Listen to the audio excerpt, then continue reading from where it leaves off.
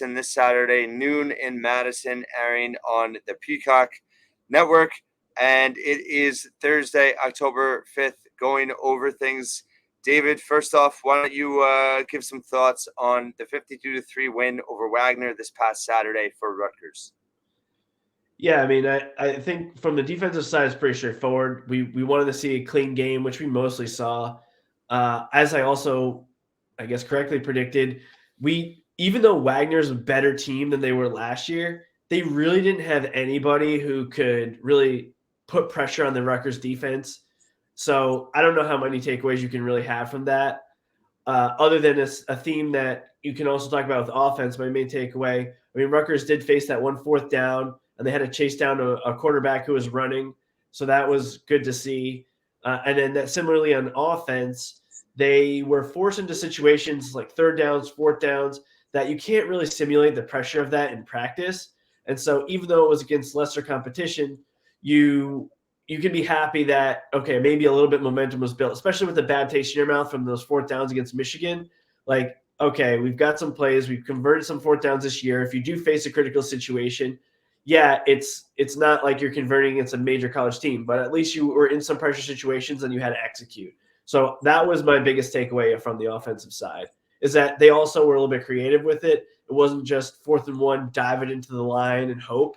Like there was some play action. We saw Gavin on the move a little bit. Like it really has to prepare the other team for things that they might face later in the season, your opponents.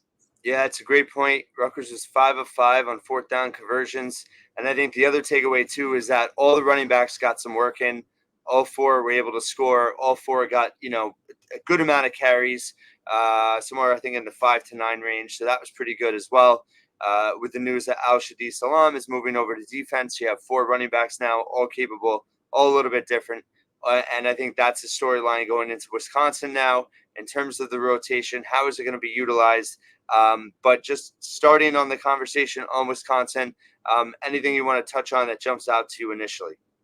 Well, do you want to start on their offense or their defense, or Rutgers offense or defense? Go, whatever you want. All right. Well, so just since you're talking about the running backs first, I guess I'll continue that thought. So I think Jashawn Benjamin is the 4th best running back on the Rutgers team. I think the other 3 could play in the NFL. I don't really know if he could. We'll see. I mean, he's a freshman, but in this game, he might be the most important of all 4 running backs. And the reason I say that is because when you watch the highlights of Wisconsin, their previous game against Purdue prior to their bye, they were getting gashed by these quick hitting runs where I know we've been critical in the past of Isaiah Pacheco particularly and Kayron Adams when he was on Rutgers, that they would just take the ball and just run as fast as they could in a direction. And like not necessarily reading blocks, not necessarily like finding angles, waiting for the blocks to be set up, just carrying the ball and running forward. And Purdue actually had their most success doing that against Wisconsin. So yeah, they've had a bye week to prepare, but that's really where Jayshon Benjamin has had a lot of success. Those middle plays, like right between the center and guard, or even between guard and tackle, where he just takes the ball and just runs forward. And then he kind of makes his reads at the second level. And that's really where Wisconsin has struggled the most to move from what was a 3-4 that they've run for, I think, since Gary Anderson was coaching, with Jim Leonard as their defensive coordinator, who a lot of NFL fans are familiar with. But their linebackers have been hesitant to fill gaps in their new 3-3-5 defense. So when you get them with those quick hitting plays, sometimes maybe they're just not confident in what they're seeing, or they might lack the quickness that you really need from 3-3-5 linebackers, because their linebackers, a lot of them are 230 pounds. So they're more traditional old school type linebackers than what we see in the modern day. So we might get a heavy dose of Benjamin, and then perhaps as the offense has success or can open things up, then maybe we can see someone like Monangai or even Brown kind of breaking some out to the outside once they're a little bit tired, or they're even more questioning their instincts. So I think that's really the key to the Rutgers offense is you're going to have to get plays on the ground. But if you try to stack the box and keep everyone in tight, it reduces the distances that those linebackers have to cover. And you're not going to beat these guys in a phone booth. but you might beat them if you can spread their defense out a little bit and take advantage of those one-on-one type matchups where you might be able to beat a guy before he gets a full head of steam downhill. Yeah, that's a great point. I feel like it's probably more personnel than scheme, just in terms of the way Wisconsin has been built, their roster, and the first season, obviously a transition. I do think it's going to be interesting to see how they manage the rotation. It's a great point about Benjamin. I think Monungai could be effective in a similar way as well. And I'm wondering how much they're going to maybe like try to set Wisconsin up with that. Maybe initially we will see them trying to run up the middle, and then you have, kind of your quick hits after that. And I'm curious to see what the game plan is with Wimsett in terms of him on the ground, and then also just in terms of, the secondary has struggled for Wisconsin. They've given up a lot of chunk plays this year. And I'm wondering if, when are they going to take their shots in the passing game? Right. I mean, if we talk to continue with Wisconsin's defense, I mean, I think everyone, including their own writers, have been pleasantly surprised at how their cornerbacks have played because they were recruited to play this zone scheme, basically. And now you have the three of them all playing pretty well. Holman, Maitre, and Smith. All of them are about 5'10, maybe 5'11. So they're not big. You might be able to take advantage of some of the bigger receivers Rutgers has. We saw, we know Ian Strong is always good for a catch or two for about 15 to 20 yards. We saw Jesse O'Fury get some reps. He's a big guy. So perhaps we'll see Rutgers try to exploit some of those size matchups that they have on the outside because this might not be a good game for Christian Dremel. I mean, you're facing a 3-3-5 defense, which in theory should be better against a slot receiver. Right. So you're probably going to have to take advantage of other things with their defense. And that's where we get to their best player on possibly either side of the ball, which is Hunter Wohler, the safety. And this guy he's the best corner, or he's their best coverage guy. He's a safety, right? But he's the best coverage guy. He's their best box safety, and he's their best deep safety. So how do they play him? If you can make it so they have to play him as a center fielder, then that might open up the run game. That might open up plays underneath. But if he's just able to crash down in the box, wreak havoc, then they might run their 3-3-5, but he's just like a wild card like we saw Christian Izzian doing over the last couple of years. I know Rutgers runs a 4-2-5, but just a safety here, like, all right, you go make plays. So really the key for me is how do you make it so he has to play back or he has to play in a more predictable manner that you know where this guy's coming from. So that's kind of where I'm curious. That's going to be the cat and mouse game between Kirk Shiraka and Tressel, the defensive coordinator for Wisconsin. Yeah, that's interesting. Again, having the bye week is certainly going to help, I think, them make adjustments because they are, even though those guys are playing well, I mean, they're 103rd nationally and allowing 256 yards passing. Another issue they've had is missed tackling. They're averaging over 11 missed tackles a game, which is not great. But scoring, they are a defense that kind of bends and doesn't break. So that will be interesting. I think maybe Jay Patel will have a lot of, hopefully, I guess good or bad, right? You hope not. You hope to score touchdowns, but at the same time, you hope that Rutgers is scoring and at least getting into Wisconsin territory, and Patel has a few chances here. For sure. I mean, really, when you say they're bend but don't break defense, I don't know if that's because they're just trying to make sure, hey, we're learning the scheme, so we're willing to just be more focused on the backside, or if it's just by design. I mean, they have struggled with yards after catch. Like I said, their linebackers are mostly 230 pounds. They're if they're running straight ahead, their straight line speed's fine. But if they're on the move, then they don't take as proper angles, and I don't think they're as good of an athlete group as Virginia Tech's linebackers. We talked about Virginia Tech's linebackers being bad with run fits. Fact, all day. We saw it all game, right? These guys, they're in a new system, and athletically, they're more built for downhill. So if a linebacker is coming straight down and you're stacking the box, I don't think Rutgers is going to get much if they're going double tight, trying to run up the middle. I don't see that. But if you can get them in space and they're having to tackle – maybe Dremel or a Jaquay Jackson, or you can get one of the backs in space, like we've seen Rutgers throw to their backs, not on screens per se, but just, if you get a check down and Deshaun Benjamin against the linebacker on the outside, I feel pretty good about that. I feel pretty good about Monungai or Brown or Young, any of them, being able to take a proper angle with enough speed to beat a linebacker. So I think the missed tackles is partially scheme, but I think it's partially personnel as well. And so the other issue that they've had is they just have not had a pass rush with three at all. None.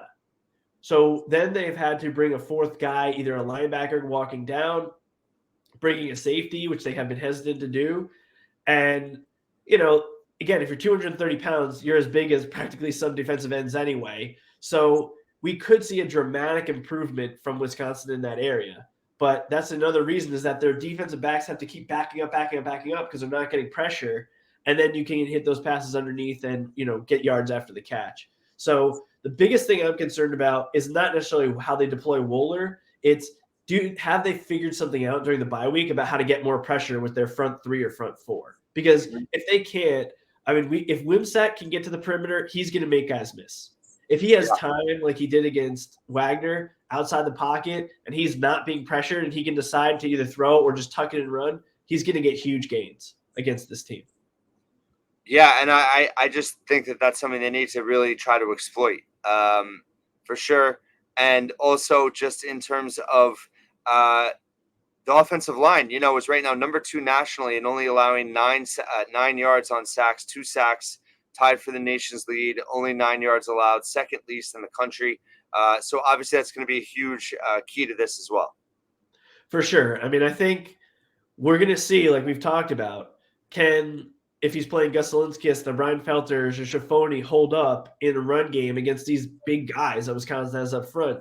Or are you forced to kind of go with more run-heavy personnel and just accept that pass protection might not be as good? We'll see. At least Rutgers has options to go to. But this is, sure, Michigan's a big test, but Michigan was not stacking the box, and I don't even think they were unleashing their front seven like they could have. They were playing it more conservative. It'll be interesting to see if Wisconsin tries to take a more of an attacking approach up front. Yeah, great point. Yeah, great point. I'm just really excited to see what Shiroki's game plan is here. And I think this is a game that you got to let Wimsatt make some plays. I think you need explosive plays to win this game. You can't make mistakes like they haven't been, which has been great. But I don't think that, if they're just going to try to run it 50 times and, I feel like you got to, and you've said this before, like when those opportunities present themselves, it might only be 2 or 3 times a game. How are they going to, what is their strategy for taking advantage of that? Right. Let's say you get a big run on first down and it's 2nd and 3. Do you take that as an opportunity to try to make a big play? Or do you just try to run it for 3 yards and get the first down? Like where, and you guess right, because Wisconsin's going to be guessing too. Are they going to say, we really want to stop them on 2nd? Or are they, and it's up to your quarterback and potentially your OC, with the way Rutgers kind of goes up to the line, reads the defense, it's going to be up to them to change plays at the line and say, hey, this might work or this might not, and then executing the right call. So, yeah, we will see. I think to win this game, you're going to have success on those plays, because I know we're kind of poking holes a little bit at Wisconsin, but they're missing tackles, but they won't miss tackles in a close space. They're only going to miss it if you have a good head of steam and they're in space. And you have to create opportunities for your playmakers in space. That is going to be the key. And I know we talk about it all the time, but more than any other game probably on the schedule, this game is going to come down to that. Yeah, and I think that, Wisconsin's an interesting team because I think maybe, they were a little overrated at the start of the season, but I think they're just going to keep getting better as the year goes on. Their one loss is not a bad loss at all. Single digits at Washington State, who's, looking like a really good team right now. So, they're the clear favorites in the West, I would think. So this is a huge game for them. It's homecoming. They're coming off a bye. Sure, I'm optimistic that Rutgers can win this game.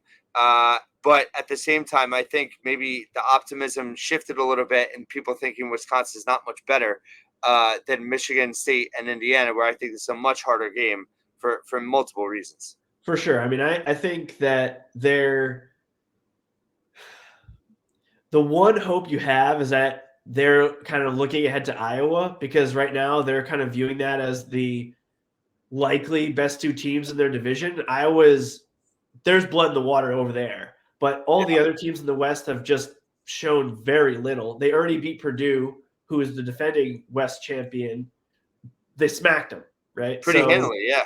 So, when you look at that Washington State game, Washington State beat them with two things. One, getting them and Wisconsin not knowing what they were doing because it was early in the season with the new scheme. And two, Washington State just got speed on the perimeter and they couldn't stop it. Yeah. Right? All the things you said. So does Rutgers have as many playmakers as Washington State on offense? No. But do they have guys they can get the ball to that may be able to make some of the same type of successes? Yes. I mean, really, this is where it's a good opportunity to pivot to the Wisconsin offense because Yep. for the first time in a long time, the strength of their team is their offense, not their defense. And I know they've had a lot of great running backs, Monty Ball, Ron Dane, Melvin Gordon, all these guys that several of which are from New Jersey. Jonathan Taylor, Corey sore Clement, spot, but right? Corey Clement, right? He's from New Jersey guy. right? Yep. Yeah. All these guys, right? But their offense now is a run and a pass offense. Like they can hurt you in both facets of the game. I was rewatching the game 2 years ago when Graham Mertz was making plays he didn't make against anybody else the whole season. And in that game, Rutgers did themselves no favors by turning the ball over on their first play of the game with an interception in their own territory, and then fumbling when Aaron Kirkshank went down for the season, and then the very next play, throwing a pick six. So the offense of Wisconsin was in favorable situations all day, and then the few times they need to make a play, they did. This is a little bit different. I mean, Tanner Mordecai he's a legitimate college football quarterback. If his first read's open, he gets him the ball. If play breaks down, he can run.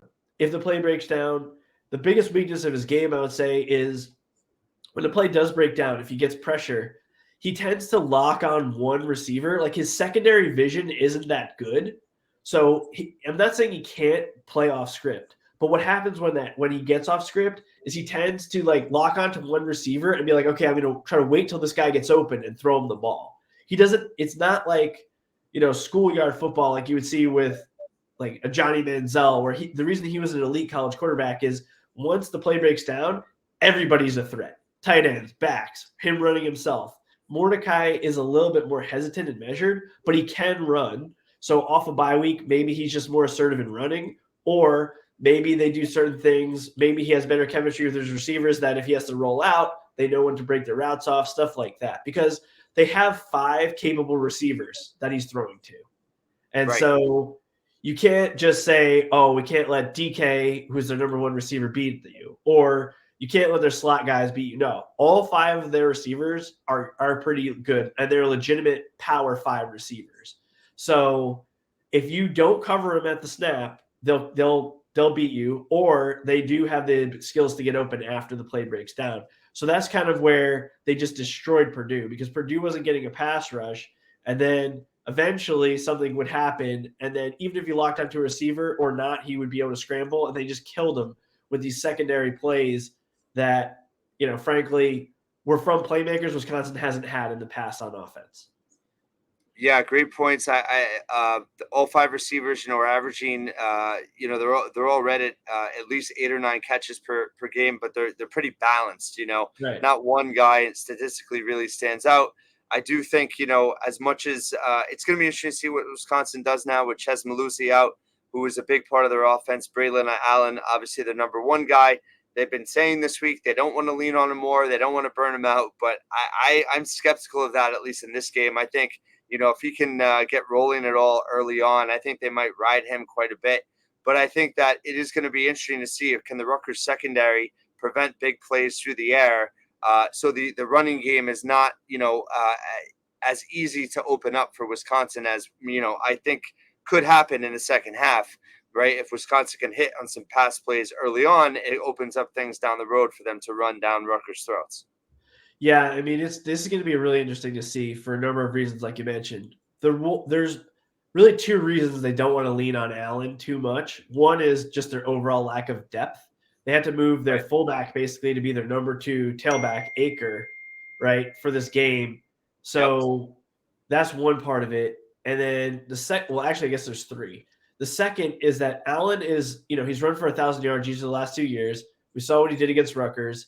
He's basically a linebacker. I was trying to figure out what Rutgers linebacker he reminds me of if they were to have played running back, like maybe a Quentin Gauze, maybe even Marcus Thompson, who was a defensive end. Like that's how big this guy is, right? but he is a straight line runner. Like they say, he has to get downhill. It's the same as Isaiah Pacheco, except he's bigger, and that his side to side agility and quickness isn't his game. Like he's going to try to run like vertically through tackles. And when he gets going side to side, that's not when he's at his best. So, and then the last component to it is that their pass protection has been weak. And there's two reasons for that. One, other than Ches Malusi, who's injured, other than him, none of their backs have shown good ability to pick up and pass protection. And it's compounded by the fact that their offensive line is playing with wider splits than they have in the past. So one thing that Wisconsin, despite how big their guys were, they were able to play very tight next to each other and like blow people out that way. But now, because they're in an air raid scheme, their center and guard and tackle have more space. And so that's been one of the reasons that they've been committing more penalties, because they don't have the quickness to do that like you see teams do in the Pac-12 or the Big 12, like they're built for this. So part of it is their offensive line. They'll commit holding. They might false start because they're trying to get ahead because they're worried they're going to get beat, or their communication's not as good because the guy's a little bit further from you. So that's really important that their backs can pick up free blitzers. And that's not his game. It's really not. So that's one of the reasons they've been hesitant to use him in extended snaps, is because they want to minimize what plays he has to pass protect. Like his personal playbook might not be as big on passes. And when he does play in the pass game, they've tried to offset that by making him a receiver and had very limited success. He's catching passes, but not for very many yards, Right. because teams have been able to stop him before he gets ahead of steam. So really, the Rutgers defense has to do two things. One, they have to get pressure by whatever it takes because of what we talked about with Mordecai. And then the same token, you have to be able to protect against the pass without completely sacrificing the run. Because if you have to take too many guys out of the box, Allen will kill you, right? Because if he gets to a safety at the second level and he's got ahead of steam, I mean, maybe Flip Dixon's taking him down, but he's going to drag Shaquan Loyal, maybe even Igmanosin, any of the cornerbacks for a few yards if they can even tackle him. That's how much of a beast this guy is with the ball. Yeah, and you're right. Allen leads Wisconsin in receptions, actually, but he's only averaging about 3 yards a catch, so more of like a dump-off thing. But, one thing that's interesting about the Wisconsin offense is they're perfect in the red zone this year, 18 of 18. They've converted 72%, 13 tries for touchdowns. So, we've seen Rutgers kind of bend and not break at times as well. How much they can, prevent Wisconsin from scoring touchdowns, especially early on, obviously will dictate a lot in this game. But I just think this is a game, we've talked about it a bunch, but it's just they have to force some kind of turnovers, whether it's even if they're stopping a drive that Wisconsin's going deep on them, or can they deliver a short field for the offense. I just can't imagine Rutgers just winning this game straight up in terms of ball control, time of possession, without having some explosive plays on defense too, and getting the offense some type of break that then boom they can execute on and take advantage of. Yeah, the only scenario where that's possible is, remember Schiano was talking about that game against Pitt earlier in the offseason? It might have been with Adam Brenneman when he was being interviewed. It was, yeah. It was like, that game was won because we identified right away that they could not stop a particular blitz concept we were using. So it was the exact same blitz every time, but it was like there was no adjustment. And Right. So that is the only scenario I see where Rutgers could win this, quote, straight up, like without turnovers or without big plays on special teams, is that perhaps Wisconsin would not be able to block their pass rush because they haven't faced anybody with a potential pass rush as good as Rutgers can have, right? Yeah, like, true. I mean, their offensive linemen aren't built to stop Mo Toure. So if they're facing him one-on-one and like we're talking about with wider splits, he might be able to just, plow through that if he's not getting double teamed. Or maybe Aaron Lewis is just quicker than the guy who's guarding him. Maybe Wesley Bailey is strong enough that he can do what he did against Michigan on that one sack where he took a guy who was probably 350 pounds and he just kind of didn't bull rush him per se, but he just kind of kept one arm free and eventually turned the corner. Like, that's the only area I would say is an X factor where maybe you could win it, quote, straight up, right? Without gimmicks and without turnovers. Yeah. Yeah, I did a Q&A with the Wisconsin site, and they asked me for X factors, and I put Wesley Bailey because I think this is a game where, with his speed and his closing speed, I just feel like he could have a big game, and we've seen him do it before. But I think, Right. yeah, with all the different options they have on the edge, that's certainly a possibility that I think Rutgers could have an advantage there. And then also, I think the linebackers just in pass coverage have been so good in that area. And I think Mordecai's a really good quarterback. But, yeah, this is, it's one of those where it's like I think Wisconsin's definitely better. But this is a game. If Rutgers could play to their potential, there's no reason they can't go in there and win. It's not likely, but it's possible. Right. I mean, all the things we talked about. I know we're being a little bit nitpicky about Wisconsin. I would say Rutgers has between a 20 and 30% chance of winning, which is still better than they had Okay, against 30. Yeah, I was in the 30s in last, my mind, so we're right? close. Like Yeah, a borderline top 25 team who's already 3-1. Like, but Wisconsin has areas where we could come out of the game or things could be happening during the game where like we saw this possibly happening. And that's what their yeah, commentators have said. I do think there are people, and even when I listened to their podcasts after and read articles as well after their game against Purdue, they were completely overlooking Rutgers.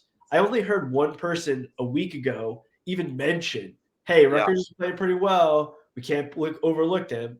And so, again, I'm not saying that the coaching staff is, but they've got Iowa next week. That's a huge game for them. You could lose this game and still win the Big Ten West. So I'm not saying they're not going to try to win because it does count equally in the standings, but there's a chance that a little extra focus on the offensive line or a little extra focus from the linebackers isn't there this week. And we know that sometimes homecoming is a bad omen because it can be a lot of PR, like public distraction. relations, a lot of Yeah, distractions. Your former teammates coming back, they say, hey, let's go out and have maybe not a beer, but maybe let's just go out to dinner like the night before, and it's not your normal routine. So, I mean, those things are all possible. And I don't think anyone from the Wisconsin coaching staff would be surprised if they lost. Let's say it that way, right? Because they know their team is not where it's going to be at the end of the year. I wish this game was week one, personally. yeah, Rutgers played these guys week one or week two. This is the exact type of game that I love at the beginning of the year, where it's like we get a chance to face a team with more talent than us on paper and knock them off. yeah. But the longer the season goes, as your depth wears down, as they get better in their scheme, like maybe we're still at that point where Rutgers has a good chance. I would not want to play them the last 2 weeks of the season. These guys are going to be, unless their quarterback gets hurt, they're going to be a better team at the end of the year than they were at the beginning. Totally agree. Yeah, it could be worse. Getting them at the sixth game of the season isn't too bad. They are getting them off a bye, so that's kind of tough. And yeah, it's obviously going to be a tough environment. Rutgers has really never really played well against Wisconsin before. Obviously, the first year, Luke Fickell and Shiana were co-defensive coordinators together for one season at Ohio State. Not sure how much that really matters, but it will be interesting in that respect. Any closing thoughts on this matchup? Sure, I'll give three. One is the game in 2018, which was kind of bizarre because I think Raheem Blackshear arrived late because he was at a funeral. Rutgers lost that game 31-17, and they were getting beat pretty good in the first half. But the second half, they actually showed some life. Yeah, And so that was actually one of their better performances that season. So other than that, though, they've gotten walloped. Second comment would be about special teams. Wisconsin has a really good kicker, transferred from Ohio. yep. He's perfect on extra points, and I believe field goals. He's a good kicker. 7 of 7. Yeah, and their kick returner, which is DK, the receiver, their primary receiver, he's a good kick returner. He's not quite Aaron Cruikshank in terms of I think his long speed, but he's going to get you more reliable yardage if he's a return man. And they are more willing to put him there because they have depth at receiver if you were to get injured. And then the last thing I will say is Soraka with Minnesota. I do believe they beat Wisconsin last year in the season finale, 23-16. And in that game, their quarterback for Minnesota, Kelly Kamanis, who has looked not nearly as good this year as he did under Soraka last year, had to play. So it wasn't even Tanner Morgan at the controls, and Minnesota was able to win that game. So that gives you a little bit of confidence. I know it's a different defensive scheme, but at least he'll know their personnel for most of their defensive side. But another key note is that Allen did not play in that game. So even though he, ran for over 1,000 yards, he didn't play. So, Right. there's some things I think we're going to have to make sure every week we give a kind of a Soraka update. Like, did he face this team in the last few years? How did he do? Because it'll hopefully give us a little bit of a pulse on, again, he's facing a different defensive scheme, but the same players. Right. So just like we saw at Northwestern, he was facing the same players and carved them up, even though they're playing a different defense, right? So Yeah, I like that comp. That's an encouraging comp for sure. And it's going to be this game's going to tell us a lot about this team. The thing I do like about it too is that even if they do fall short, it doesn't take anything off the table in terms of what this season can still be. In terms of obviously those two huge games coming up after this, Michigan State at home, Indiana. Of course, you win this game, the ceiling goes up, perception goes up. It's a massive win for the program. I think would be the biggest of Shiano's returns so far. But we'll see what happens, and we'll be back to talk about it together next week. David Anderson, thanks so much for being back to share your insights ahead of Rutgers, Wisconsin this Saturday. all right, thanks.